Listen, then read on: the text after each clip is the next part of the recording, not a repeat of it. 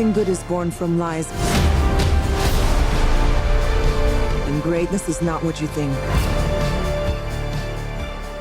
Hey super friends, and happy new year to you. Welcome back to the GYCO Podcast. This is episode number 29. My name is Neil. I am your regularly scheduled host, and I am joined today by my good friend and colleague Martin. Say hello, Martin. Hello, Martin. We'd like to wish you all a happy new year. Hope you had a good Christmas. This is technically our last podcast of 2019, but because it took us a little while and then we got wrapped up in Dracula, it's now also our first podcast of 2020. Woo! So, for the first time in this new decade, I'm going to say to you, what are we talking to the listeners at home about this week, Martin? Stuff that's on the wall behind me. Stuff that is on the wall behind you. So we're going to cover off the first trailer for Wonder Woman 1984, which came out at the beginning of December. We're also going to quickly chat about the first trailer for Bond 25, No Time to Die. I thought we might quickly touch on the Stargirl trailer as well, which came out over the Christmas period. We're going to be reviewing Star Wars, The Rise of Skywalker. Spoiler alert, I don't think we liked it very much. And because I feel bad that it's been a little while since Crisis on Infinite podcasts and we've not done anything, we're throwing in a review of BBC's Dracula. Martin's raising his eyebrows as if to say, I didn't know that wasn't on the list beforehand, but it is now. Then for our discussion topic to end this week, we asked you to tell us about your highlights of 2019. We will tell you about ours, and then maybe we'll quickly wrap up by telling you about a few of the things that we're looking forward to in 2020. Star Trek Picard. So, without further ado, we will do our power poses and have a listen to the trailer for Wonder Woman 1984. My life hasn't been what you probably think it has. We all have our struggles. Have you ever been in love? A long, long time ago. You? So many times. Yeah, all the time.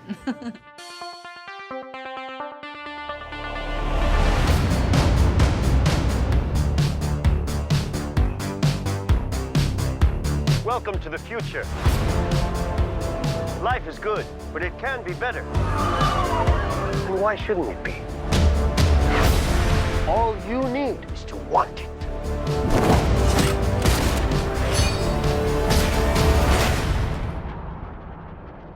Think about finally having everything you always wanted. I can save today, but you can save the world. Steve. Diana.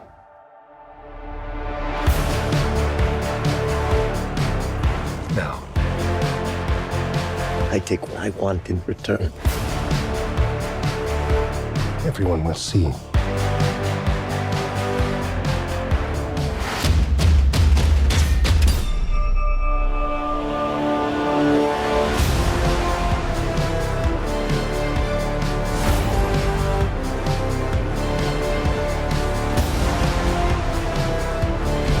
Needs you. You know what you need to do.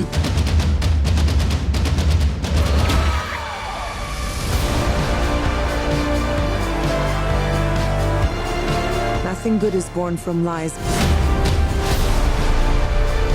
And greatness is not what you think.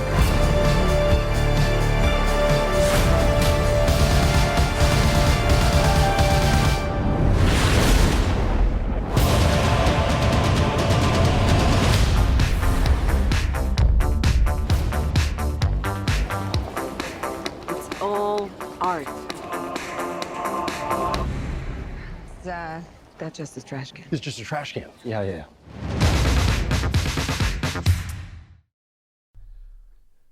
So Wonder Woman 84 is due to hit cinemas in the UK in June 2020. It's directed once again by Patty Jenkins and stars Gal Gadot as Wonder Woman. Chris Pine returns as Steve Trevor. You've got Pedro Pascal, who we now know from The Mandalorian, as well as Game of Thrones, and my favourite Buffy, as Maxwell Lord, and that lady whose name I can't remember is playing Cheetah. Kristen Wiig. The bridesmaid lady. Yes, Kristen Wiig. I didn't even have to look that up. It came to me just by thinking about it. So this trailer came out at the beginning of December.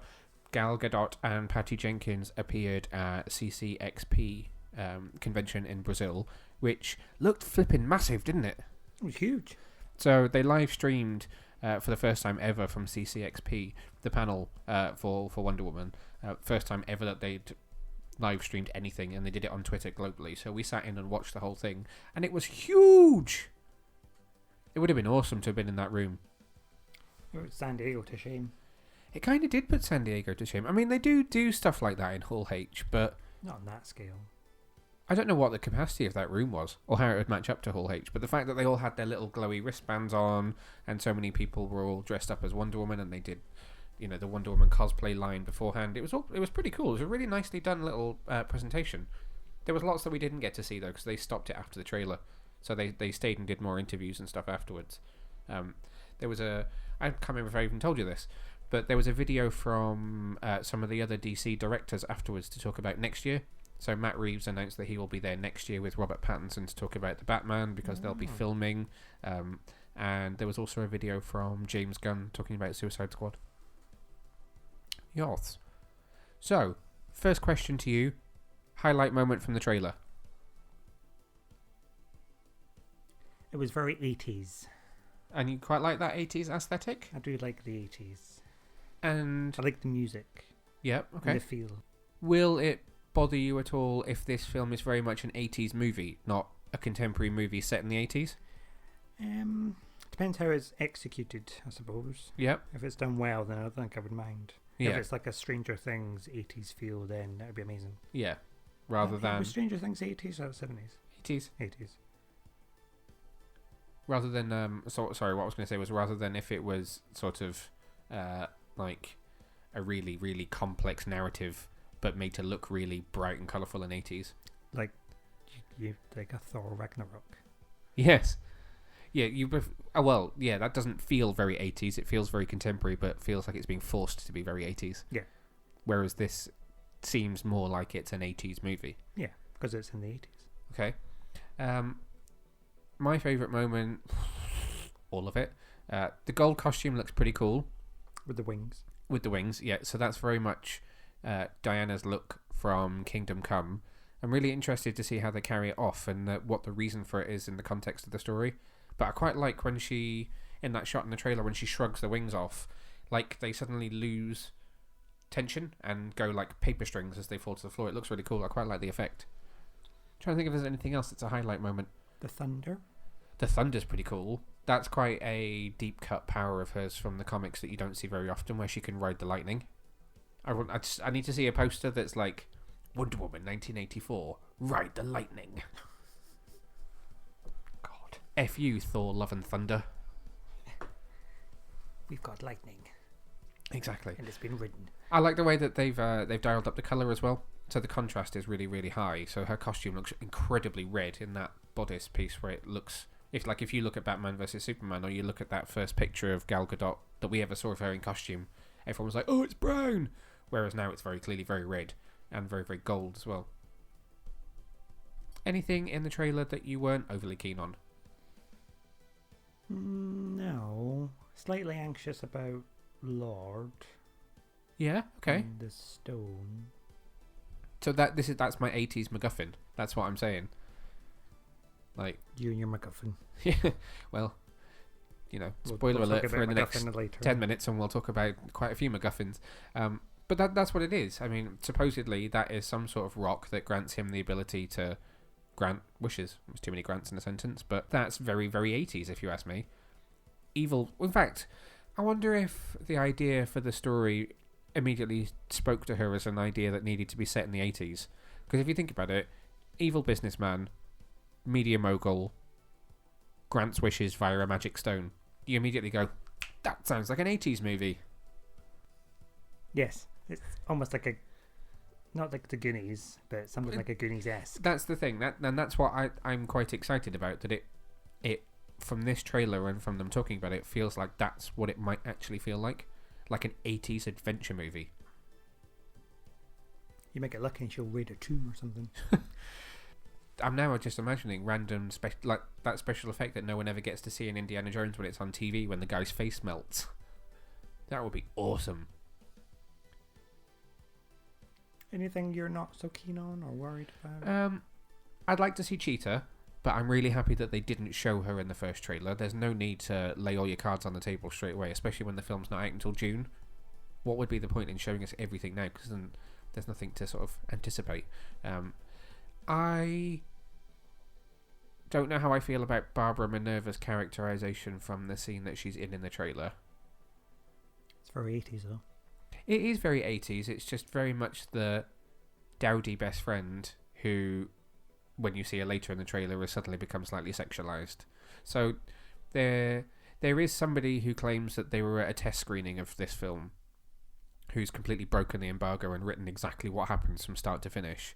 I haven't read exactly what happens, but I've read like the liner notes of it, and if you don't want to know any other potential plot points, feel free to skip forward a couple of minutes now. It seems that she's a huge fan of Wonder Woman and befriends her, and when Maxwell Lord starts granting people wishes, her wish is to be more like Diana, and that gives her a slightly over-sexualized character and then covers her in fur and she becomes a cat, much like the one that's trying to sit in your lap right now. It was very interesting listening to Patty Jenkins talk at CCXP about the use of practical effects and practical makeup in the film. If you remember, she spoke a lot about the fact that because this is an 80s movie and she approached it like an 80s movie, which was obviously a period that didn't have CGI per se, that they did a lot of the stunt work was done on wires, done using practical sets rather than green screen, and that a lot of the makeup was done practically. And then she stopped, didn't she, to sort of say there is a character in the film who at a certain turning point is not practically doable and has to be either augmented or recreated in CGI, and I guess that's when she goes full on Cheetah. So that's going to be interesting to see. As long as they don't take it to a cat's place. Certainly, I hope they don't go to a cat's place. Those are some memories that you don't want to have. Oh, we haven't even seen it. Well, no. I have no wish to. Well, I'd quite like to see it just to see what it's like and to see Judi Dench's hand. Well, you won't see it anymore because it's been replaced. Like you, I really enjoyed the music in this trailer. I thought the music was awesome. Very cool remix of Blue Monday, which is one of my favourite songs from the 80s era. I've listened to it a lot since that trailer came out. Be cool if the film does have a very 80s soundtrack overall. I hope it will do. It should do, yeah. Hans Zimmer is scoring this film as well, which could be very cool, given he's like an 80s master. Is he? Yeah. Video Killed the Radio Star? Oh, of course, yeah. I forget he was on that. Yes, exactly. Who else would you want, other than the person who wrote the awesome modern Wonder Woman theme and somebody who knows his way around a synth? I don't know, I think Danny Elfman could give him a wee run for his money. Did we bring back the days of... Oingo Boingo. Oh, weird science. That's a classic. Don't get any more 80s than that. Danny Elfman's just been announced to play at Coachella Festival next year. Just saying. What's he going to play? He said he'll be playing music from his film career, past, present and future, and Oingo Boingo. It was exciting when I read about it. If only we could afford to go. Or is it? Coachella takes place in Indio, California, located in the Inland Empire region's Coachella Valley within the Colorado Desert. And before you say it, not Colorado as in Denver, Colorado, the state, as in some sort of valley in California. So not South Park? No, not South Park. How do you feel about the return of Chris Pine, Steve Trevor? Supposedly there is a very in-context reason within the story, and I don't think that it's something that Patty Jenkins would have done purely because she thought that the two had good chemistry. As long as it's explained and it's necessary. Well, presumably she's going to come in contact with Maxwell Lord at some point and just say something. He'll ask her about, I don't know, lost love, and she'll say she wished she had him back. And he'll whip his magic stones out. Yeah. And then pop up Steve will. Out will Steve pop. You went a bit Yoda there. Pop up, Steve will. I wish you may have. Granted, I will. Oh, God. That was quite good. That was very good. I agree, though. As long as it works in the story, I think it's fine. The two of them did have... it's undeniable they had really good chemistry in the last film. And there's literally... She's too intelligent of a filmmaker for them to... Every time they make a Wonder Woman movie, say, oh, let's find a reason to bring Steve back. Because that just wouldn't work. And I don't like the fact that some people aren't very happy saying that they should be bound by the fact that she said she walked away from man for 100 years. You know, the whole Justice League, Batman vs Superman thing. Yeah, but are people just going to try and forget about all that? Yes. Well, she has no sword or shield in this film. Did you notice in the trailer? No, maybe... Well, what happened to her at the end of... Well, the God Killer was destroyed. That's true. But she had a different sword in Batman vs Superman. And a different shield, in fact. But she does not have one in this film. Maybe she'll go on a journey to get it. Or No. maybe she'll just wish for one. No. No, it's been discussed. She will not have one at all. She will not have either a sword or a shield. She is fully powered and not an aggressor. So they are taking that away. They're saying that is like war Wonder Woman would need weapons like that. Wonder Woman, who is a symbol of peace and hope, doesn't need such weapons. She's got the lasso. She has the lasso, of course. Yeah, you see her use it in the film. I also quite like, actually, which you just made me think of, when she cocks the gun and knocks the bullet away, using her bracelet for exactly what she would use it for, but in a different manner. You're used to seeing her defend herself from bullets, but instead you're seeing her knock them away. She doesn't have to defend herself from it. She's actually just removing it at the same time. I quite like that. I liked all the lasso stuff as well. That was cool. All the lasso CGI. Yeah. It's very impressive. It is very impressive the way it's done. Did you notice what might be the invisible jet? No, I didn't. You keep saying this, but I didn't pick it up. So there's a shot of fireworks, which I'm guessing is going to be something like Independence Day probably. There might be a July the 4th in there. And then a couple of shots later is Steve and Diana inside the cockpit of a plane flying through the fireworks. You see them looking up at them through the canopy of the plane. Could it be the invisible jet?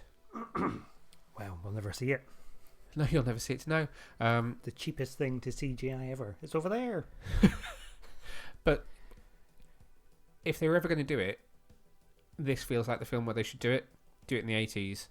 Do it if you're doing something slightly more outlandish and a bit more adventurous. Yeah, it would fit, as long as it's done well. Yeah. Well, all of it works, as long as it's done well. No, hopefully you can't see her sitting there in the invisible jet. Or a doll. Or a doll, yeah. I mean, if she could work in just once, Diana having to spin around and change costume, that would just be insane. If it was ever going to work, it would be in an outlandishly colourful 80s movie. Maybe there'll be like a nod where she'll spin around and take a coat off or something. Yeah.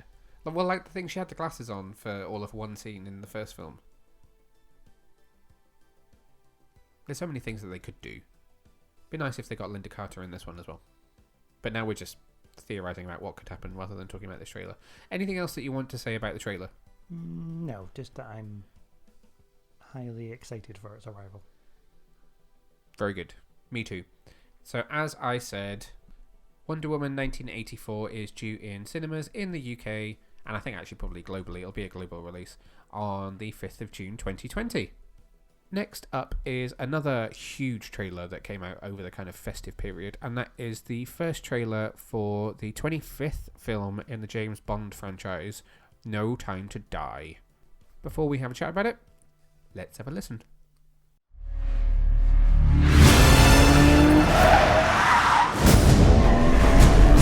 Why would I betray you? We all have our secrets.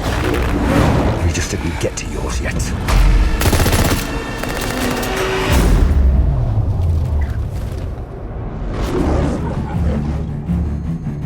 The world is arming faster than we can respond. Where's 007? I need a favor, brother. You're the only one I trust for this. The world's moved on, Commander Bond. You were 00? 2 years. So stay in your lane. You get in my way, I will put a bullet in your knee. The one that works. I thought you two would get along. Name? Bond. James Bond. So you're not dead? Hello, Q. I've missed you. He's the most valuable asset this country has. If you feel yourself losing control, I'm not going to lose control. James, you gave up everything for her. When her secret finds its way out, it'll be the death of you. What is it? You don't know what this is. James Bond. License to Kill. History of violence. I could be speaking to my own reflection. Only your skills die with your body. Mine will survive long after I'm gone. History isn't kind to men who play God.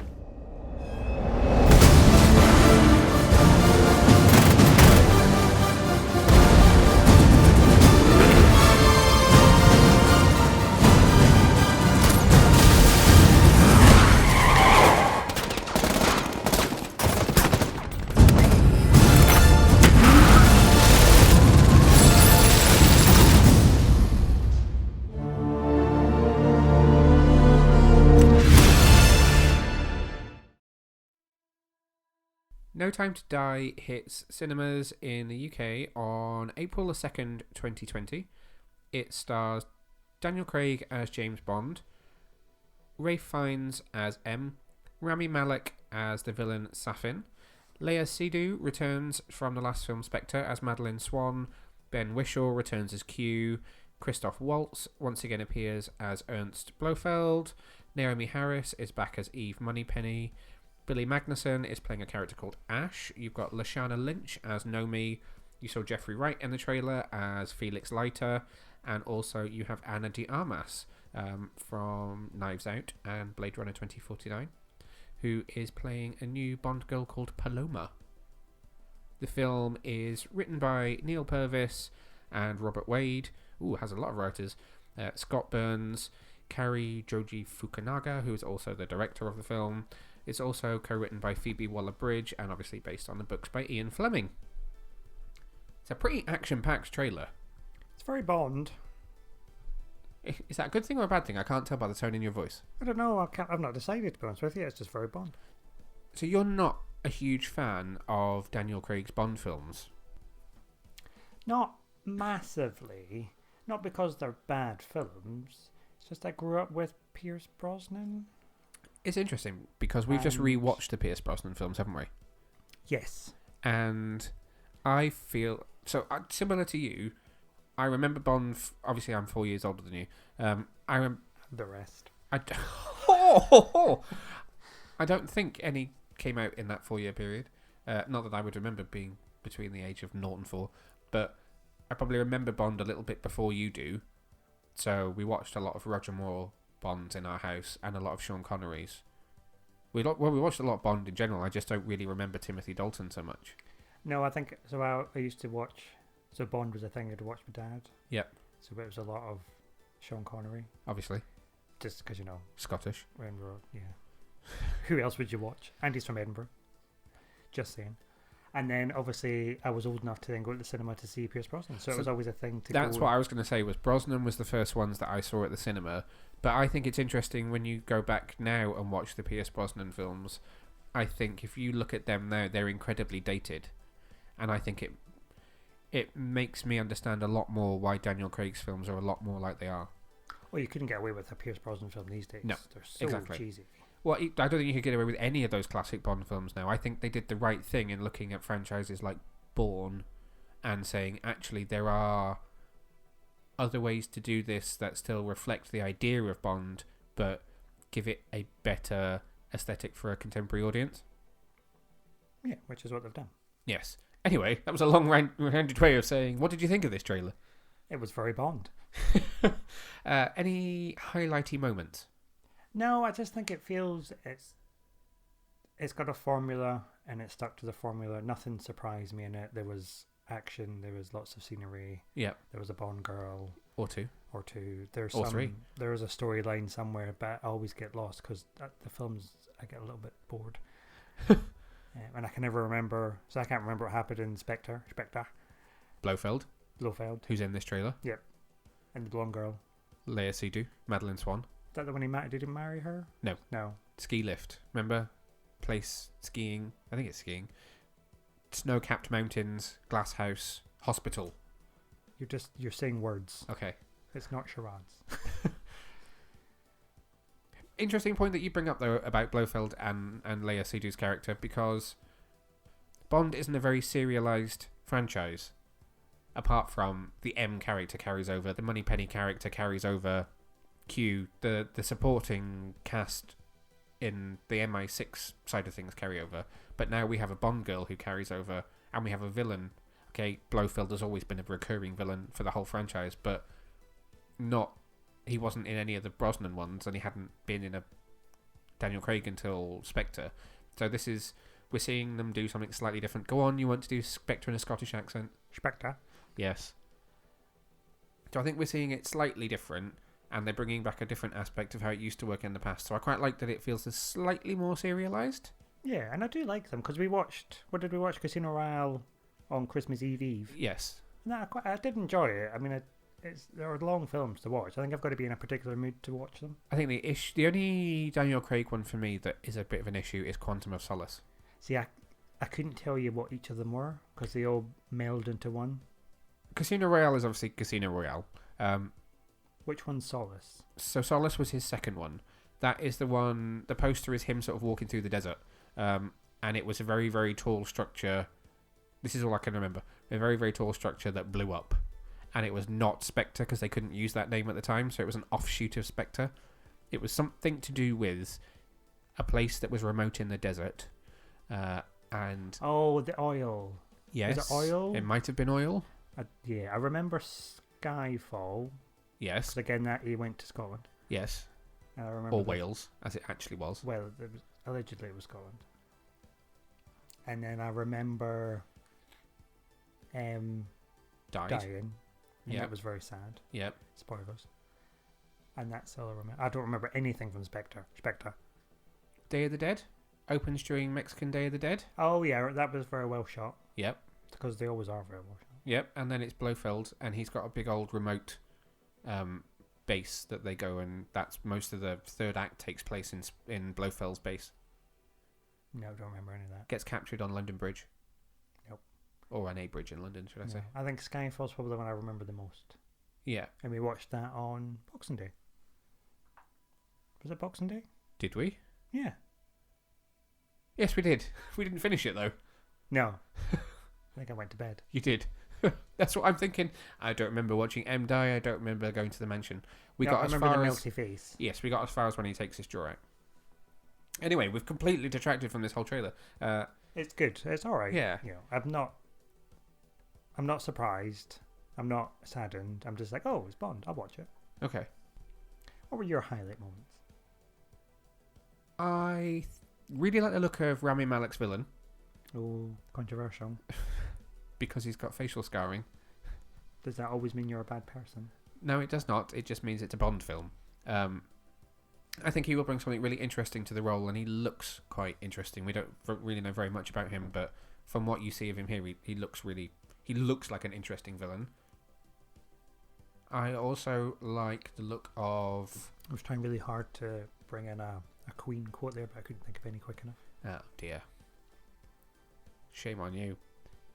The action looks great. I really like the scene of the old classic Aston Martin with the machine guns coming out of the headlights and doing donuts. But actually, I think the highlight for me, quite possibly, is... That's quite a lot of highlights already. All right. Can I have another one? You can have one more. The cinematography. I think it looks really nicely shot. I particularly like the shot that looks like candles or light strips. So it's towards the end, and it's quite a blue-looking set piece, but with lots of really bright light strips in it. I think it looks really cool, and I think this might be something that I think all the modern Bonds have had is some really interesting cinematography, but this looks like it might be the most interesting. They've always got that one iconic shot, haven't they? Yeah. So I remember the one from Casino Royale, and is it Casino Royale with the Chinese floating palace? That was nicely shot. Yes. He's in a little boat. Yes. It's almost like the boat to Hogwarts. Yes. Well done. Not. I remember that. What do you remember from any of the Brosnans? GoldenEye, go. I remember the theme tune. No, we're talking about iconic shots. Oh, iconic shots. Sorry, I thought you were just asking me what I remember. We all know you like Tina Turner. We're talking about iconic shots. Too Late, Bond in a Tank. Tomorrow Never Dies. Oh God, which one was that? That's Too Late. That would be Bond and Terry Hatcher standing over the party. World is not enough. Iconic shot, is it? That's just watching. It's just the one that sticks out in my head. World is not enough. Flying down the side of the building. Well done. That was a real building, wasn't it? And who is he flying down the side of the building with? Oh, Captain from Discovery. Time's out. Michelle Yeoh, Captain Giorgio from Star Trek Discovery. She did all her stunts, do you know? And she did do all work with her. Exactly, she did. She was trained from the Jackie Chan school, and no one would fight with her, so they had to bring in his own stunt team to fight with her because she was too lethal. She was that badass. Yes. What was his last one? Die Another Day. Oh, your favourite. Why? Because of the theme. Awful, abysmal theme tune. Don't. I can see you. Don't even do it. I won't do it. If you mention a famous psychologist's name, I will throw my microphone out the window. Iconic shot, though. And fake Iceland. Invisible car. It wasn't invisible. It had camouflage abilities. All right. Okay. It left tire tracks. All right. Back to No Time to Die. What didn't you like? What were you worried about? Worried about anything? In the film, not in life. We've not got time for that. No, actually, I don't think there was anything in the trailer that I was put off by. No, not at all. I know there's a lot of people that are upset about Lashana Lynch's character being not just a female 007, but a black female 007. Now, interesting point. I've got a theory. How do you think this film will end? I was about to say he'll end up having some sort of intimate relations with one of the female characters, but I don't know that all the Daniel Craig films have ended that way. It tends to end in quite sad moments for him. I think what would be interesting is if at the end he was to either die or retire, and this new 00 take over the 007 mantle. And then we'll have a female lady of colour. Female lady? Yep, sorry. Be in the new 007. It could happen. Because then that would easily end his chapter, and it would keep the continuation of 007 and MI6 and all those other people, and it's not just a massive reboot. Well, he has said that this is his last film. I know he said it before, but I think that he really, really means it this time. In saying that, she's probably a double agent and it's going to ruin everything. You never know. But that would be an interesting twist to see a female 007. Really interested to see what Ana de Armas does in this film. So, we've just been to see Knives Out. She is the nurse from Knives Out. Is she in it? I've said this to you. She's only in 2 shots in the trailer. You see her once just kind of facing the camera and another time wielding machine guns. Oh, no wonder I didn't recognise her. She's gone from a really shy and quiet vomiting nurse to some badass machine gun wielding Bond girl. She's kind of Hollywood's hottest property at the moment. She was in Blade Runner 2049, which I think she's excellent in. He was also in The Informer that I saw last year, which is that film with the guy that played Rick Flag in Suicide Squad. Oh, you told me about this. She was a little bit dull and lifeless in that film.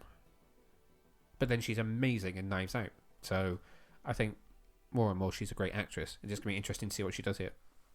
Hopefully she's a very modern era Bond girl. Bearing in mind this film has a female co-writer as well. So that's totally new for a Bond film in that respect. Okay. Somebody will probably tell me all the times a woman has now written a Bond film, but you know. Moving on. Yes, moving swiftly on. When can we see this film? You can see this film on April the 2nd, 2020. We would love to hear what you think about either of the two trailers that we've just talked about, actually, Wonder Woman or James Bond. If you would like to get in touch, you can either contact me. I am on social media as @NeilVag. You can find Martin at BoyWonder1989. He talks about nursing a lot, so unless you happen to be interested in pain and healthcare, it might not be very interesting. Otherwise, you can find us at Get Your Comic Con all platforms. As always, we'd love to hear your thoughts about the topics that we've been discussing, so feel free to get in touch. So one more trailer to talk about quickly, which is for the upcoming DC Universe and CW series, Stargirl. Take a little listen. Starman, are you there? Starman! The Justice Society must live on. Someone with honor must carry the torch. I know this has been difficult. The move and a new stepfather, but we're gonna make a good life. Hey, sorry, that's just real delicate.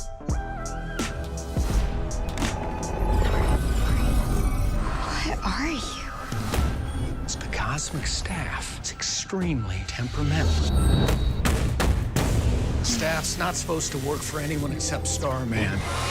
This has to be the reason the staff lit up.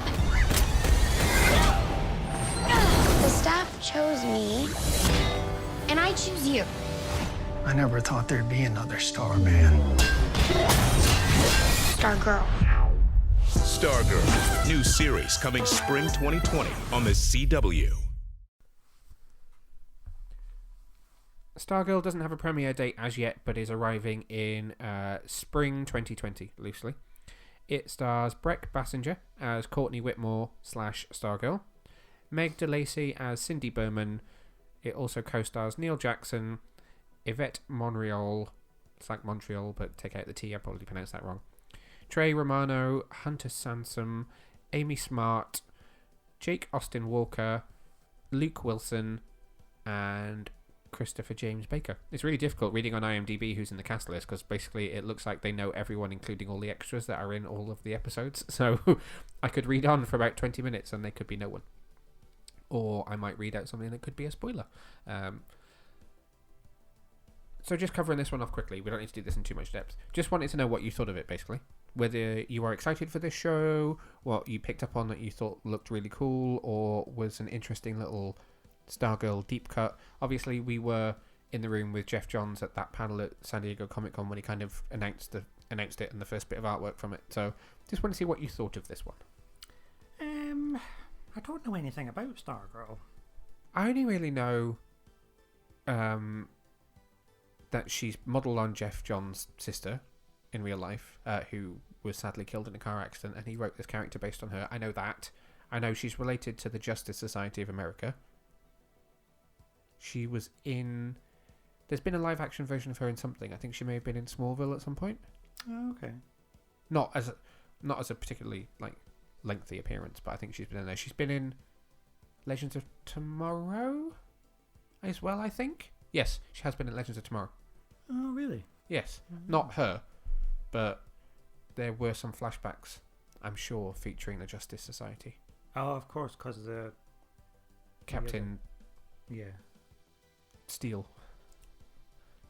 Yeah, so I don't know. I'm not so I'm on... What am I trying to say? You on the fence? I'm going to Yoda again. Are you sitting on the fence? No, I'm not on the fence. I'm just a bit like, oh, I'm excited. Yes. But I'm probably more excited because I felt the same way about Doom Patrol. Yes. Like, I've never heard of these people. I don't really know much about them, so I've got low expectations. And now you've pretty much read all their comics. But now I've spent the last year reading all of the Grant Morrison stuff. So I'm going to get the same response when I see this. Mm-hmm. When is it set? Is it modern day? Is it old modern day? Yeah. Days? So the flashback that you see briefly with Joel McHale as Starman is set in the past, and then Courtney Whitmore is very much in present day. Because I wasn't sure if we're saying that the JSA were current or no in the black and white days. I would say black and white days. Oh, okay. I could be wrong. Because then it kind of gives her it'd be interesting to see where we go after Crisis, where she'll be in the universe. Well, it's interesting, isn't it? Because there was all this Stargirl's going to appear in Crisis, And fair enough, there are 2 more episodes left, so she could still appear in Crisis. Side note, if you would like to hear our thoughts on Crisis on Infinite Earths, then please listen to Crisis on Infinite Podcasts, featuring our friends Earth9 DC, X-Geeks, and We Have a Hulk. I tried to do that in my best end of an advert voice, like T's and C's. Fail. Needs further development. Okay. What was I saying? Oh yeah, Crisis. And then during an ad break in one of the Crisis episodes, they showed that trailer. So is that how she was in Crisis? Or... Because there was this whole thing about she turns up in Crisis, it's going to set her place in the universe, we'll understand where she fits within the Arrowverse, yada yada yada. Then all that arrived was trailer. Oh, we've got 2 more to go. Is she going to be in the Arrowverse? No. No. I don't... It's the same producers, but in the same way that Titans is the same producers, so you know. Good. I hope she's not in the Arrowverse. Why? I don't mean that in a bad way. No? I just prefer the DC Universe versions. Yeah, that's fine.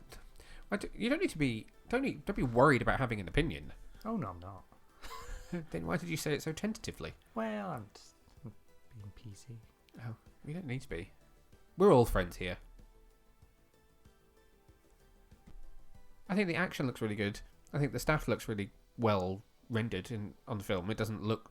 when she's twirling it around and it's lighting up, it doesn't look like really naff CGI. It looks like it's been well done. It doesn't really posh there. Oh, the staff were awful.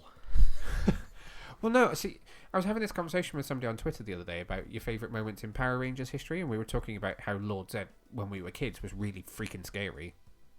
And then I said, but it's all completely ruined when you see that episode where his staff had clearly been broken whilst being taken to set, and the entire episode, it's held together by silver gaffer tape.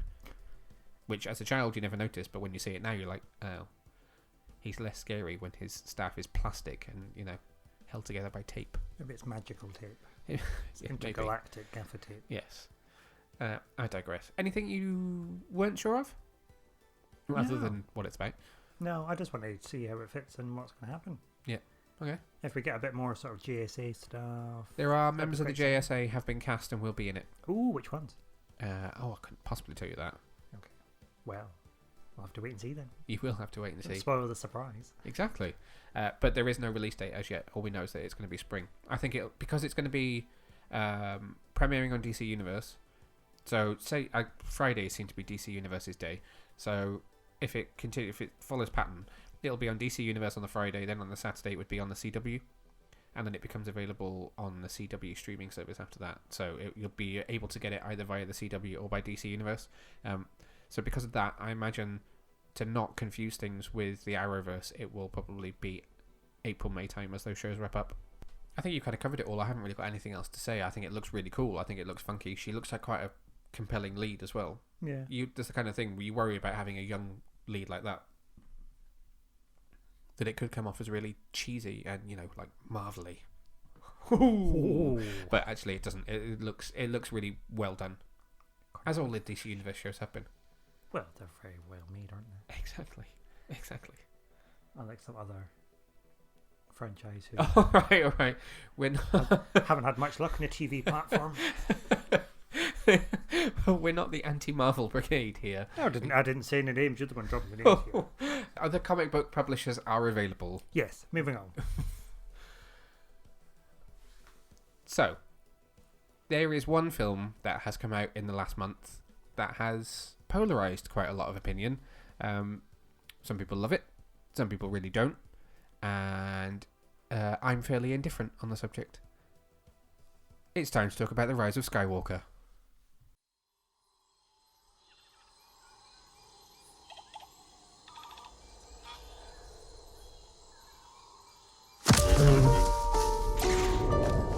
It's an instinct.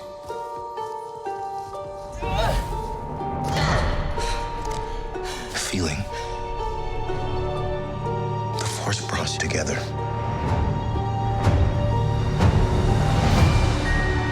We're not alone. Good people will fight if we lead them. People keep telling me they know me.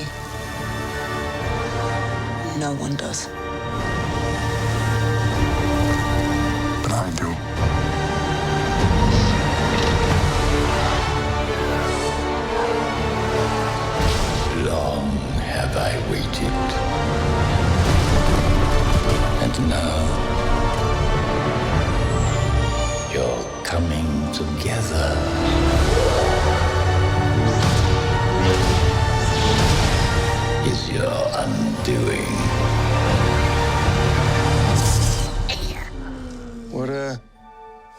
there, 3PO? Taking one last look, sir, at my friends.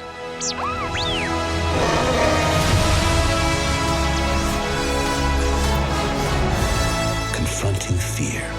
It's the destiny of a Jedi.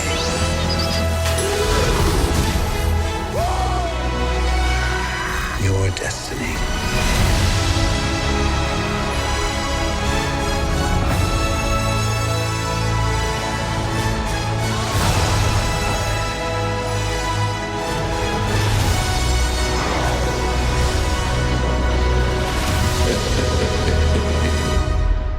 The Force will be with you. Always.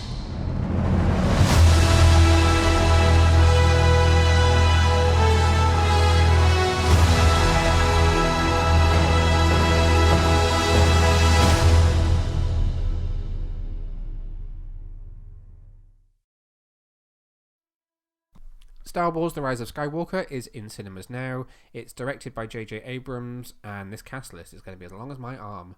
You have Carrie Fisher as Leia Organa, Mark Hamill as Luke Skywalker, Adam Driver as Kylo Ren, Daisy Ridley as Rey, John Boyega as Finn, Oscar Isaac as Poe Dameron, Anthony Daniels as C-3PO, Naomi Ackie as Jana,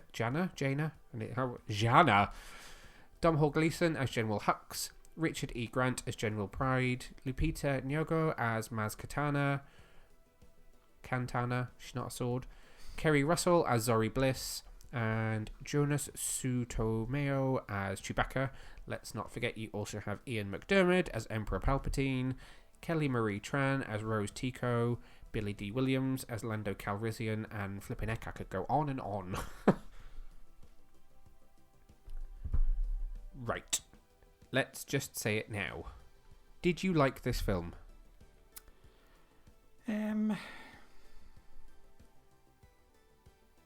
Did I like this film? I didn't like it, but I didn't not like it. Oh, okay, I thought you didn't like it. No, I was a bit like, I can see what you've done. It was a nice film. Yeah. But it sort of missed the mark a little bit. Yep. But then there's been a lot of hype and a lot of build-up. It's very difficult to try and end any franchise. Well, not... I'll come on to that phrase in a second. Let alone a franchise that's one of the biggest in the universe that has been going for over 40 years. How do you satisfy the millions of people that are going to turn up to see the end of a 42-year-old franchise that has countless books, comics, games, cartoon series, now live action series as well?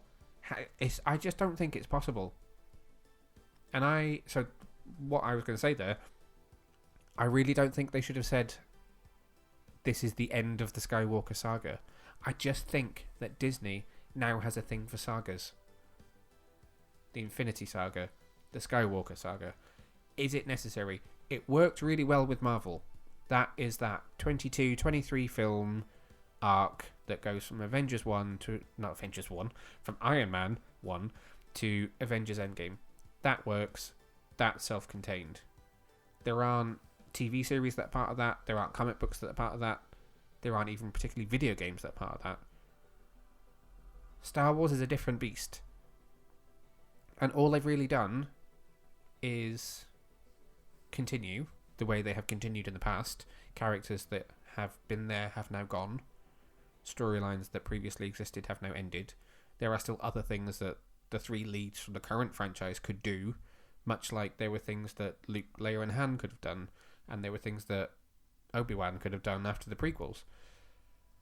But all they've really done is given themselves a reason to release like a 22-disc box set and call it the Skywalker Saga. I know that sounds harsh, but that's just how I feel. Ooh.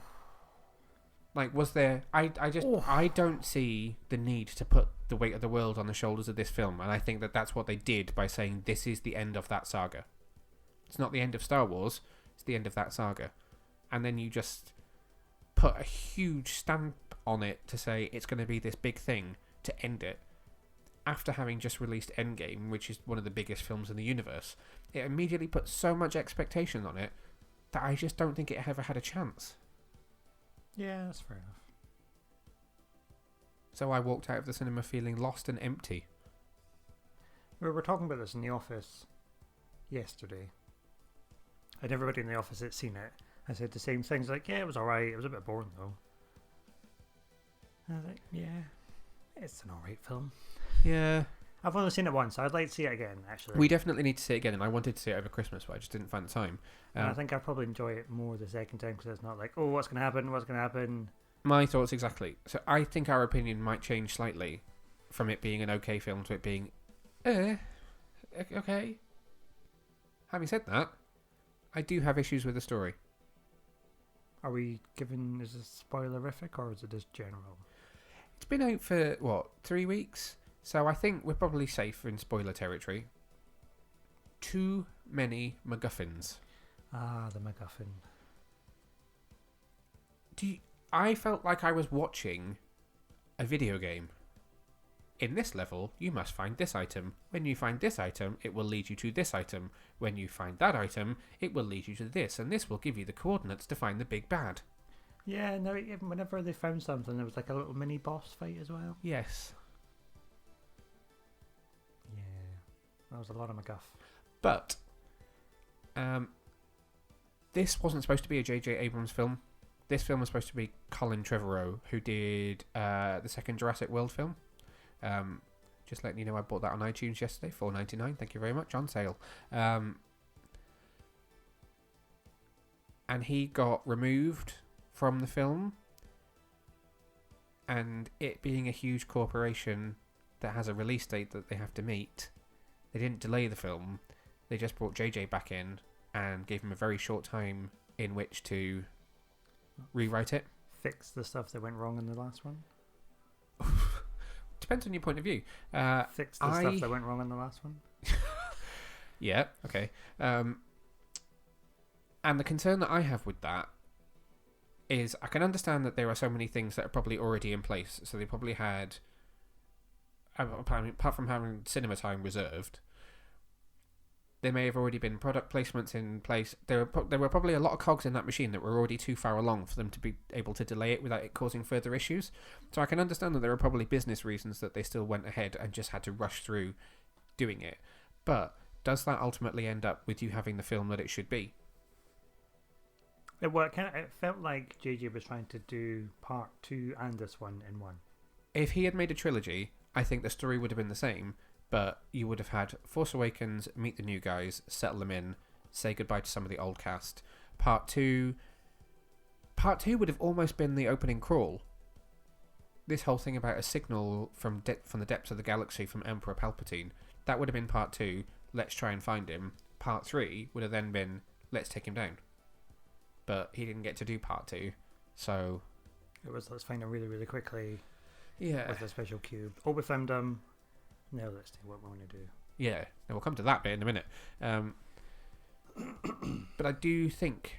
So this was written by Chris Terrio, who actually wrote Batman vs. Superman, which means this guy has a track record for highly polarizing derivative films. However, I love Batman vs. Superman. I think it's a great version of the Injustice universe of DC on film. Not necessarily the comic book universe, but that darker, edgier game universe. So I have nothing against the way he writes. I don't think he did a great job with this film. I think there were some really sloppy, lazy things that he did in this script. Such as? Why did Chewbacca walk out of the ship into the desert whilst holding the Sith Wayfinder for no reason? And then get captured. He didn't have a reason to walk off from that ship. He just walked off. Then we went to visit the planet that Poe took them to, where C-3PO got wiped. Oh, yeah. But don't worry, because R2 may have backed him up. So, 2 things. Firstly, hugely emotional speech from Anthony Daniels as C-3PO. I'm saying goodbye to my friends. Brilliant way that they could have gotten rid of that character and still had him physically there, but not be him. That would have been tragic. That would have been great. But no. Fixed. But also, we go to this planet. Poe has history there. We meet the woman he has history with, who he clearly has feelings for. The Emperor then fires on that planet and destroys it. The only 2 speaking parts from that planet who we hadn't seen leave that planet then turn up at the end of the film alive. This is another example of Disney not having consequences. And that annoyed me. Just saying. Which is interesting, because if you watch a Disney cartoon, they're really sad and there's lots of consequences. I know, but they seem to have lost that idea.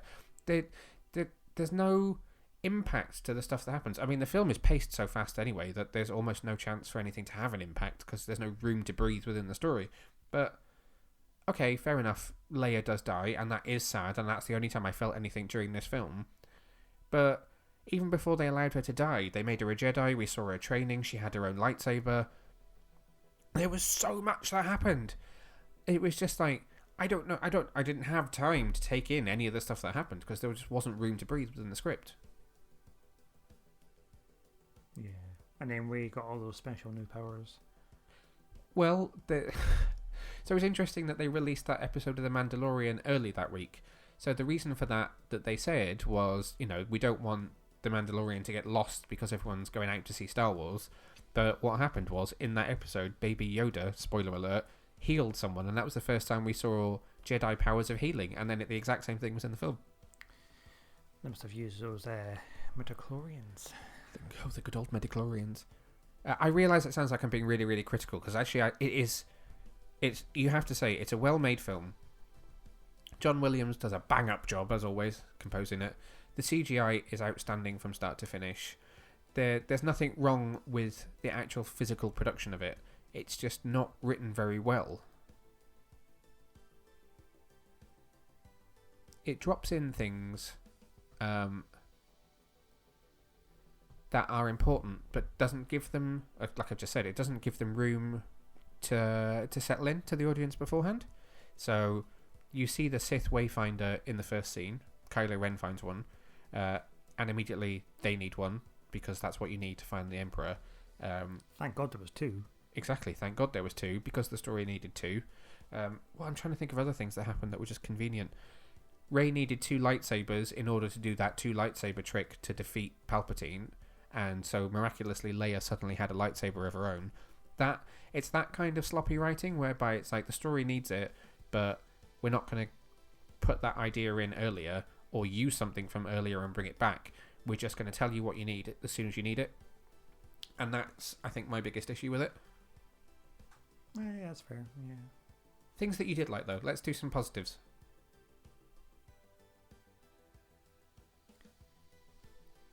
I mean, it was alright. Oh, dear. Any scenes that stand out to you that you enjoyed? Lightsaber battle on top of the ruins of the old Death Star, I thought was good. That was cool. I'll give you that. Yeah. I don't really remember it very well, I'll be honest with you. That was before Christmas. And I've got that weird Christmas haze. Yep. But lightsaber battle was really cool. All the new Death Stars was impressive. Death Stars? Or the Star Destroyers. Oh, the Star Destroyers. Or the Death Stars. Okay, my latest issue.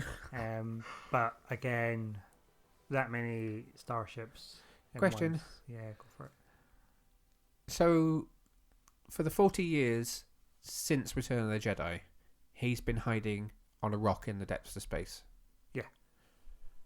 Where did he find the material to build 10,000 ships? The people to man 10,000 ships? There were clones, but where did he find a clone farm?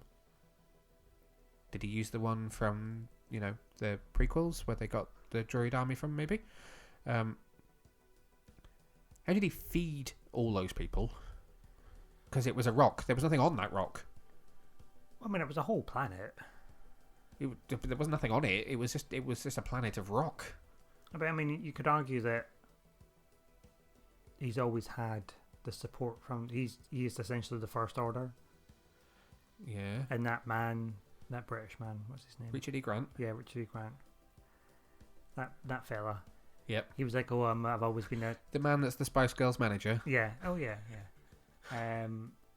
he was like, oh, I've always been a secret supporter, and he's like, yeah, he's the one that's pulling the strings. So you could always be like, oh, well, they just send him a couple of loaves of bread. Okay, package every now and then. Yeah. Okay, my other question is, who on earth were all those people in his throne room? Well, they were clearly the Sith. And were they killed? Well, they all got squished, conveniently.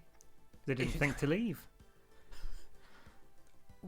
So then, if you say that yes, he had this huge clone army and he had all these ships, he now had technology that was beyond a Death Star, because a Star Destroyer can now destroy a planet by itself. Well, it takes 40 years. Things moved on. Well, exactly. But if he had all that, if he had that arsenal, why was he sitting and waiting? And what was he waiting for? Because in theory, he's saying that he was waiting for the two of them. This new prophecy is the two of them, and he wants Rey to arrive so that he can put his powers back into her. But we're only ever told that he was pulling Kylo Ren's strings. So how did he know that pulling Kylo Ren's strings would eventually get him involved with Rey, who was left on this other planet and had nowhere near any experience of being anywhere near him? Well, it sounds like you don't fully appreciate the power of the dark side. Possibly. Does that not just sound like a huge, just kind of plot hole contrivance that they don't want you to think about? Yeah, but they'll just explain it away as like, oh, it's the dark side. He saw it in our magic. I think I maybe thought about this too much. Yeah. He had a MacGuffin. He could see these things. I don't know. He's got a special lightsaber. Who knows? He's got all those Sith people wandering about the place. I think I just chalked this up to the fact that I wish I could have sat back and enjoyed it, but I couldn't. There was one too many holes, and it made me think about what was going on. And because of that, it ruined it for me, because it unravelled the whole thing. It was interesting because the guy next to me when we were watching it was getting really angry and upset because he was getting really bored. The guy opposite, well, not opposite, the guy sat next to me just kept going. He was an older guy, probably in his late 50s, early 60s, who was clearly an original Star Wars fan from the beginning, and he just sat going, no, no, no, no, no, no. Oh, I thought that was you. No. Oh. Well, it was towards the end. Oh, God, let's not talk about the ending. What, the kiss? Oh, God. She has the kiss of death. Oh. No. And I can't... They just left it like that. Let her die. Yeah. Let him be like, okay, I'm gonna do some good here. Just pointing something out. Or let them both die. Then it would have ended the saga. I'm just going to point something out. One more time. What was this saga called? The Skywalker Saga. And what blood is in his lineage? Skywalker. So why didn't she die? And why wasn't he the one that then rose up? Because you could then have looked at these three trilogies and said, Luke was the hero of the original. Anakin wasn't really the hero, but at least there was, a Skywalker at the center of it. And at this one, it ends with a Skywalker. It starts with a Skywalker, it ends with one. Well, I suppose in Disney's world it ends with a Skywalker. Not the Skywalker you wanted. No. It's not even the Skywalker you need. It's just a bit of lazy writing. And again, that should be a hugely emotional moment. But actually, would it not have been more interesting if she'd said, my name is Rey Palpatine? Because that would instantly put the fear of God into anyone, being like, oh my God. But she was redeeming the family name. I mean, not that there was a name to be redeemed particularly, but, to be able to say, I'm a Palpatine, I accept who I am, but I'm now going to lead the Jedi. But no, she had to say, fan service. Fan service. But it's fine because Luke and Leia were there watching over and said, you do that, hen. Yes, that's the exact quote. Go on your sail. Go on your sail, hen. You be a wee Skywalker and you fix everything. Okay. Here's a wee secret lightsaber that we've hidden away for you. We've probably said a little bit. We've ranted too much now about this film. We'll go see it again. Yeah, and I think we will appreciate it more. It's not a bad film. It's not a good film. It's alright. I would watch it on a Sunday. Has it changed your opinion of The Last Jedi? No. Actually, I will say one more thing. Sorry. I feel like there may not be much love between J.J. Abrams and Rian Johnson. Oh, really? If not just from that scene where Luke has his lightsaber and says, this is the kind of thing that you treat with reverence.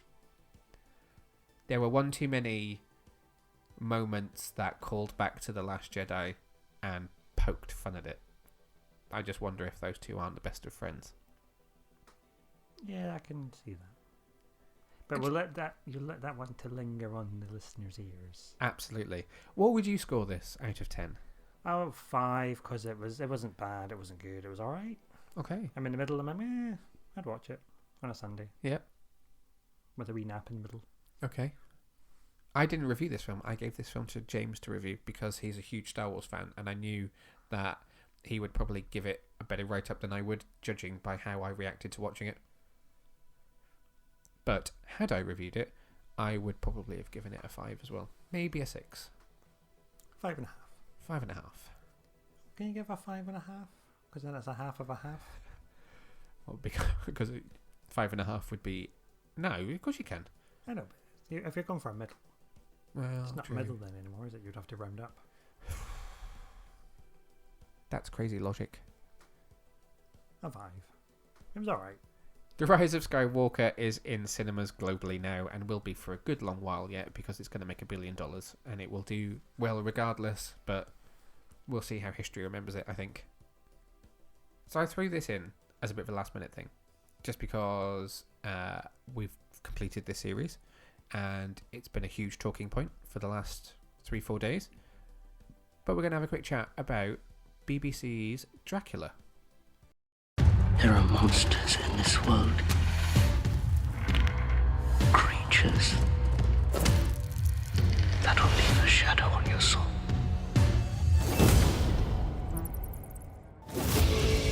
He's a very persuasive man, the Count. He is a monster. One might almost say seductive. This is devilry. It's worse than that. It is the devil. You have no idea. I'm going to destroy everything and everyone you love. And I will drink my fill. I've studied the legends. I know who you are. Spare me. I'm undead. I'm not unreasonable.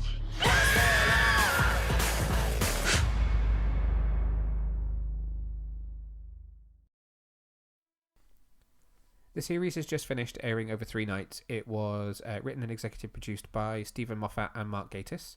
It starred Claes Bang as Dracula and Dolly Wells as both Zoe and Agatha Van Helsing, which is, I'm afraid, a spoiler already.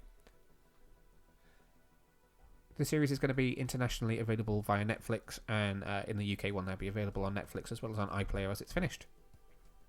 So, what do we think of Dracula? What a revelation this week. I really liked it. Yeah. Surprise. Huge surprise. What were your thoughts about it beforehand, before we watched it? I have to say, I didn't really think this was particularly on your radar, whereas I've been absolutely, clutching at this, waiting for it to premiere. Yeah, it wasn't really on my radar. I was like, it should be interesting. It's Gatiss and Moffat. They're a nice team. It's a good Sherlock team. Good Doctor Who-ish, Torchwoody team. Yep. So I was like, yeah, I look forward to it, but I wasn't counting down the days and minutes and hours. Oh, I was. Especially after the presentation that they did at MCM in October where they showed the trailer. I was just expecting it to be another BBC drama about Dracula that would be reasonably true to the storyline. Okay. And what are your thoughts now that you've seen all 3 parts? I was pleasantly surprised of taking it somewhere completely different. I wholeheartedly agree. I think part 1 was an absolute revelation. I was slightly shocked that it was scarier than I was expecting it to be. Yeah. For a BBC One drama. I was like, oh, jeez, oh. Which was your favourite of the 3? The first one. Okay. And which was your least favourite of the 3? The last one. Interesting. What about you? I would probably agree, actually. What I really appreciate is that all 3 could technically be classed as a different kind of genre. So episode 1 is very much in the vein of a Hammer horror film. It's slashery. It's got a bit more of the gore in it than you had in other episodes. And some more straight up scares and horror. Episode 2 felt very much like a psychological thriller. You had your one location, and it wasn't necessarily about the kill. It was about all of the build up to it, and how everyone was manipulated by Dracula, and how he played a game with them all. And then the third one, bloody hell, I don't know what you would call the third one. It's like a revenge drama-ish, sort of, maybe? No, I think the third one was... It's like a gothic romance. Taking the story that you all know and love inside out and then turning it on its head and be like, aha, yeah, got you. Yeah. Okay. I don't know how you would class it into a drama. Let's just take each episode one by one for a second. Highlight of the first one. The nuns. Okay. And anything that you didn't particularly like? No, I quite liked all of it. I liked how it was a story within a story. Yep. Scariest moment? Oh God, that baby. Yes. Chucky. Oh no. Okay. Highlight moment of episode 2? Oh,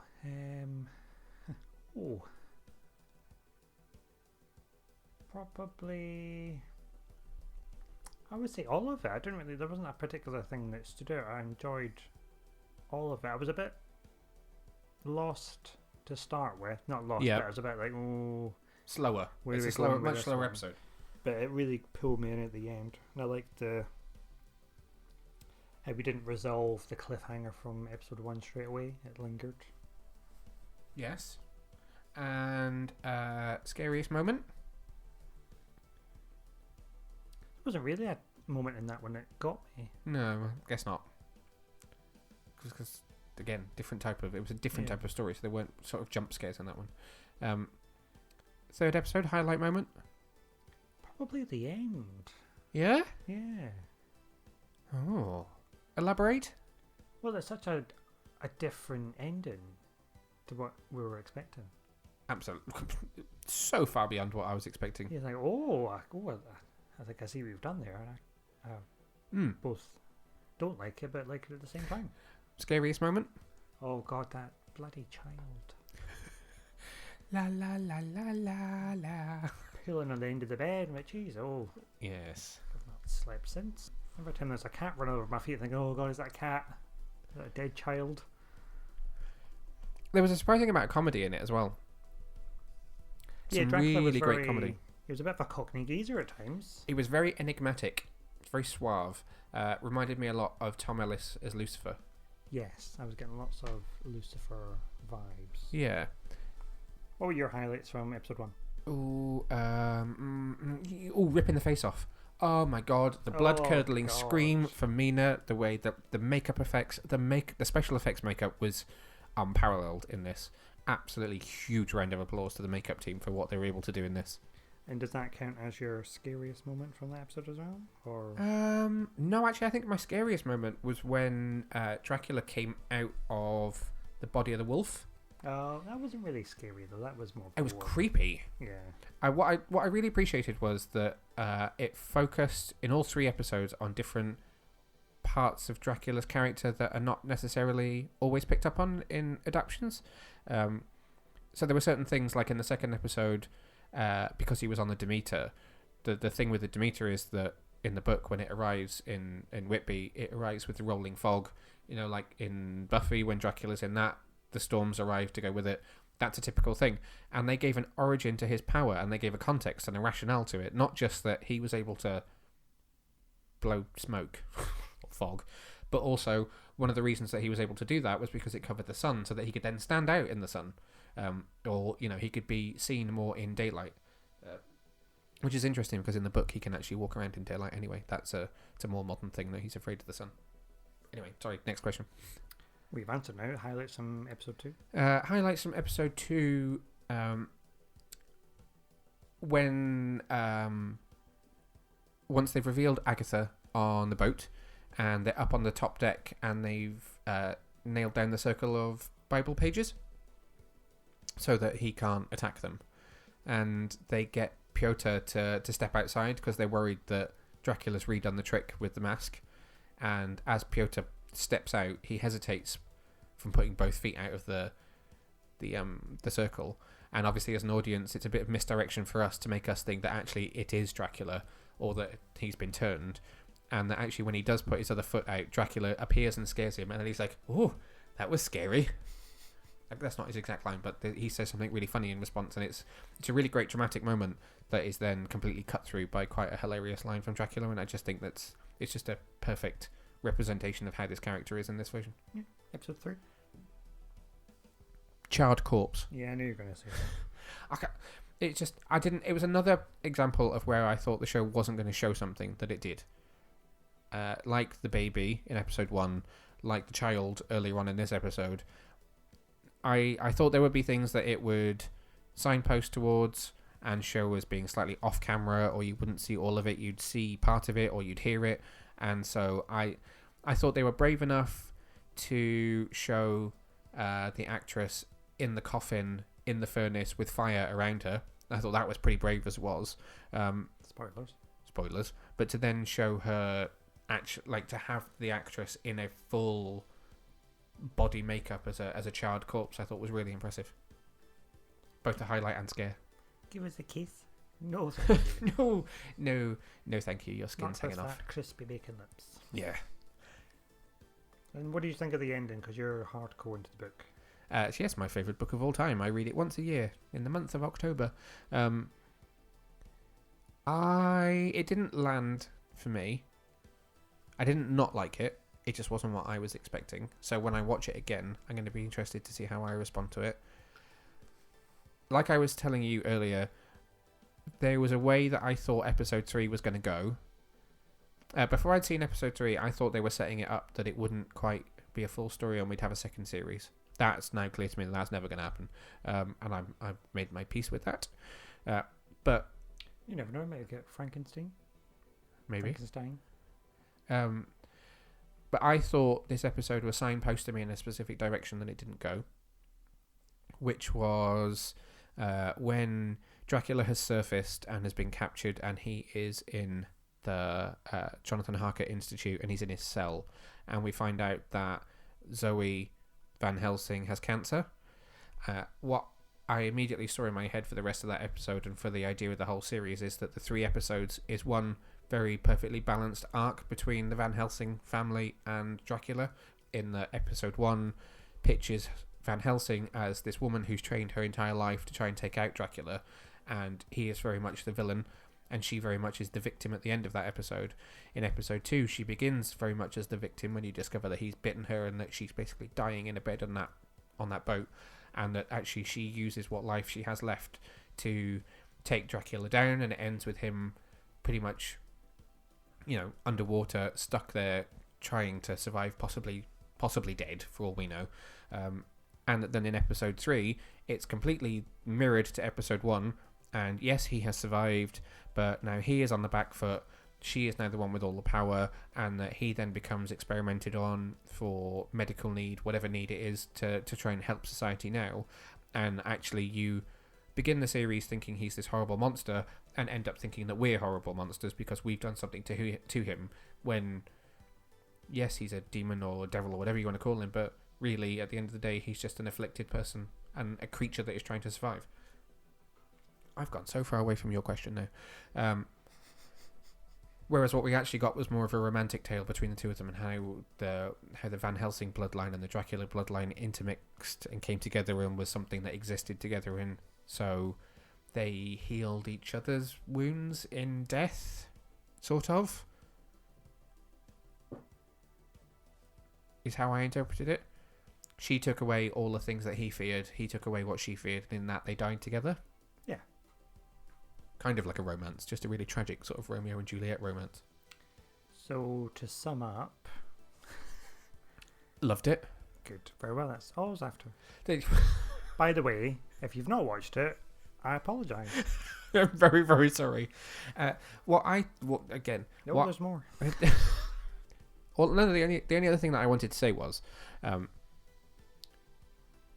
if you look at the American TV industry... Oh, this is going to be long. No, it's not going to be long. You sink or you swim. If you don't land as a success and continue success, you're cancelled. You know what I mean? Yep. It's immediate. If it's not good, it's done. It doesn't. Things don't have a chance to grow. They don't have a chance to become successful. You're successful and you live you're not, you're done for. And because of that, I think, and we're relatively similar in the UK, we just don't have as much of a turnover. I don't think there's a huge amount of creativity in a lot of properties that are adaptations of older text or older properties. And I very much applaud the fact that they did something completely original. So even though it didn't necessarily land for me in the end, and it wasn't entirely a product that I was happy with, I loved part 1 and I loved part 2 and I enjoyed part 3. So I would rather see somebody do something unique that I don't entirely connect with than seeing a boring repeat of what I've seen a million times before. So what I'm trying to say is, regardless of how it turned out, I applaud. Ironically, not how I felt about Star Wars. Oh, God, we got there. We did. Any other thoughts that you'd like to make on Dracula? Oh, no. No? No. Okay, have I said too much? Maybe a little bit. Okay. So just to repeat, Dracula is available now. All 3 parts are available on iPlayer in the UK, and it will be coming to Netflix. Internationally, it is also available via Netflix.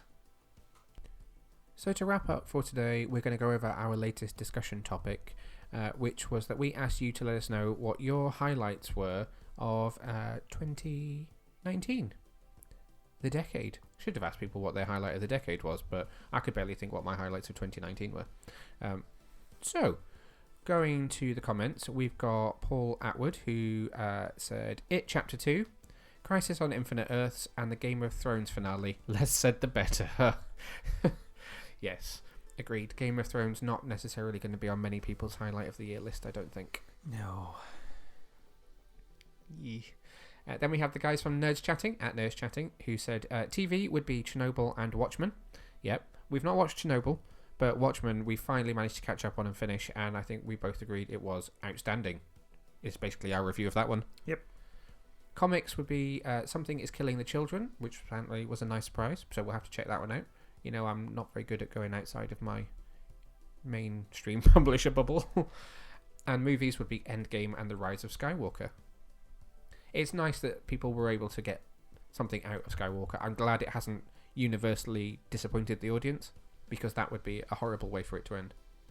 Next up, we've got the Emerald Archer at Emerald Archer 1, who said, spending more time interacting with all of you wonderful people has been great. Which is nice. That is also a highlight of the year, actually. Meeting so many people that we've come to know over this last year has been really good fun. Next up, we've got our good friend Ben from X Geeks, who said The Mandalorian and Watchmen. Mandalorian is one that you've still only seen the first episode of. I've now finished it, and I do think it improves greatly. My opinion has changed of it quite a lot, but I'm still not convinced on the subject yet. I'm not in a rush to watch it. He said both happening alongside each other made for an amazing small screen experience. Next up, we've got our good friend James Stone, StoneJ666, who said TV, Walking Dead, great return to form. Streaming shows would be Titans, loved it. Movies, Avengers Endgame, brilliance on such a big scale. I mean, it's just unparalleled, really. I don't know that anything will ever pull off a film that big ever again. Comics are Space Bandits miniseries by Mark Miller, which was a super fun space set series, apparently. Another one we'll have to put on the list. And surprise hit, he said Harley Quinn the animated series, can't think of anything that has made him laugh as much. So if you want to read our reviews of Harley Quinn, actually, I'm reviewing it every week, and they're all up on the website, and it has been pretty laugh out loud all the way through. I'm not so keen on this week's episode, but overall the series has been a huge hit for us. Next up, we've got our gold star, Max Byrne, who said Watchmen, that is all. Oh, and Burt Ward's smock in Crisis. And Brie Larson's multi-layered charismatic performance in Captain Marvel, which is then followed by a crazy eyes emoji, because he is being sarcastic, and it's like he can hear inside my head. Earth9, our good friends Jim and Rob, said very difficult question. TV-wise, Watchmen, You, and Game of Thrones, and the final season of Arrow. Movies would be Endgame and Joker. Good old Gothamite Claire Payne, said, I think I might send you an email as I was pondering over this today, and there's been loads of great geeky things in 2019. So, she did send me an email. And I have to say a huge thank you to her, because it was lovely to read. So she mentioned that it was really great to meet the two of us at MCM, which, can you believe it, was all the way back in May. Was it? Yes. Oh my god. I know. So it's nearly a year. It was a pleasure to meet you too, Claire. And she mentioned sharing the empty Funko box for a photo op. You remember the one that we knocked the back off? Oh, the one you broke? Yes, and then had to repair. And she sent me a really lovely story about how conventions have become a really important part of her kind of geeky lifestyle, which is really nice because it's just something that I've kind of always done. Gotham Season 5, the final ever season, is still my standout show of the year. Considering they were messed around by the network, the 12 episodes that they produced were up to the standard I've always got to and expected from them. And she says, it's an incredibly unique TV show, which it is. I always say that it's almost like 60s Batman, but made now. That kind of absolutely batshit crazy TV show. She says the casting, cinematography, the costumes, writing, direction, and in particular when Ben McKenzie wrote and directed this season, she said, the fact that it's not got an HBO budget, it was just superbly made. Other TV highlights were Swamp Thing, Pennyworth, Watchmen, Carnival Row, Good Omens, Jessica Jones Season 3, Umbrella Academy, and she finally got around to watching Smallville, something that maybe I'll make you do this year. She notes Aquaman, Shazam, Avengers Endgame, all as huge films from this year. She also really enjoyed Green Book, Rocketman, Bohemian Rhapsody, Lion King, and Aladdin as well. Oh, sorry, I'm rereading this as I'm saying it. And she said, I still can't believe that Guy Ritchie directed it. And that's true. Say what you will about Aladdin, but my God, you would never have said that it was a Guy Ritchie film. It's also really nice to see that comics have become a big part of her daily life. So she mentions Deceased, Last Night on Earth, Jimmy Olsen, which I have not read actually. It's supposed to be very, very good. Lois Lane, which is a really good series, and Batman Damned have given me a whole new understanding to characters in the DC universe. And then she talks about podcasts. I know she's a huge podcast fan. So she said, she really enjoys listening to us, which is great. And there's plenty of other podcasts, which she mentioned in her review of 2019 that's up on DC World. And it's just lovely. Let's give her a little round of applause for Claire. She can have her own gold star for that one. Oh no, we gave her an achievement point last time. Oh, okay. I was going to say maybe she can have a platinum star. I was going to give her another achievement point. Oh, okay. She's already got a super friend badge, so I don't know what else we can give her at this point. Well, I think if you get 5 achievement points, we'll send you something. Okay, throwing down the gauntlet. Okay, sorry, I'm trying to get through these as fast as I can. So next up we've got Alan at Dark Knight is that a 1? Yes, 179. Wasn't sure it was an A or an L from it there. Movies would be Joker and Rise of Skywalker, with Endgame coming in close. TV is Watchmen and Mandalorian, and comics are Doomsday Clock, finally completed, and Batman Last Night on Earth. A lot of similarities in film and TV really this year. Next up we've got Nicola and Chris. We have a Hulk, who said, "Ooh, it's been a great year." Probably just because they met us. Oh, God. TV would be Watchmen, Chernobyl, Mr. Robot, and, on the whole, The Mandalorian. Film has to be Avengers Endgame, brackets, sorry, exclamation mark, and Knives Out. No, Nicola, it's fine. You are allowed to like Marvel. We are Marvel fans too. Just, I will cut them down for my DC people. And then last up, we've got Lillian Sue at LSue23, who said TV, The Mandalorian, movies, Knives Out and Spider-Man Far From Home, and surprise, Code 8, which we watched over the Christmas break actually, and we were pleasantly surprised. Yes. It was a lot better than I gave it credit for in my head before I'd seen it. Thank you very much for your responses. Those are some really great ones. I would now like to hear yours. What are yours, Martin? TV. So, obviously, Titans. Yes. And Doom Patrol. Yes. Which is my shocker. Yep. Because I wasn't expecting it to be good, but it was. And it's a shocker so much that I've now gone back and pretty much read all of the Grant Morrissey run. I think I've got 2 volumes to read. Morrison. This charming man, Grant Morrissey. Yeah. Everything sounds better with a little Y at the end of it. Any other TV? Other TV. Dracula, Watchmen. Yep. Really love Watchmen. Game of Thrones. Game of Thrones. Let's not talk about that. Fingers crossed for the book. What else? Film-wise. Yep, film, go. Film-wise, I'm going to say Joker. Yep. Because there's been so many films this year. Yes. Code 8, again, just because that was a shocker. It was a complete and utter shocker that I wasn't expecting to like, but I did. Okay. And I can't remember anything else that I've seen more earlier on in the year. I'm not going to say Endgame. It was alright. Yep. Not because I don't like Marvel. I'm just a bit like... What about Knives Out? Would that make your list? Yeah. As a surprise? That would put that on the list as a nice surprise. Shazam? Oh yeah, gosh, Shazam. Was that this year? Yep. That feels longer. I can't say much more because I'll start stealing my own. Yeah. What's next? Comics. Comics. I've read a lot of old comics this year. Which is actually, round of applause for you actually, because when I first knew you, any comic prior to about 1996, you'd say, "Oh, it looks old. I'm not reading it." Yeah. So I've read a lot of old comics which I've really enjoyed. So Doom Patrol. Yep. Tim Drake, Robin. Yep. I've loved reading all them. Yep. Classic Teen Titans, Jeff Johns' Year, classic Nightwing. Anything not DC? Anything not DC. I read A Rivers of London. Oh, yeah. That was a British comic. Yep. Does Constantine count? That was Vertigo, so that technically wasn't DC at the time. Okay. My favourite new comic would be Justice League Dark. Yep. It's probably the one that I've loved the most, and I'm going to say Red Hood and the Outlaws before his redesign. Yep. So I love the stuff with Artemis and Bizarro. Okay. And I'm going to throw in some books, just because I've read a lot of books Go for it. this year. Yep. So the Rivers of London series has been a highlight of my year, I think, because I think I read them all really quickly, to be honest with you. I really enjoyed them. You did. You blasted through that whole series.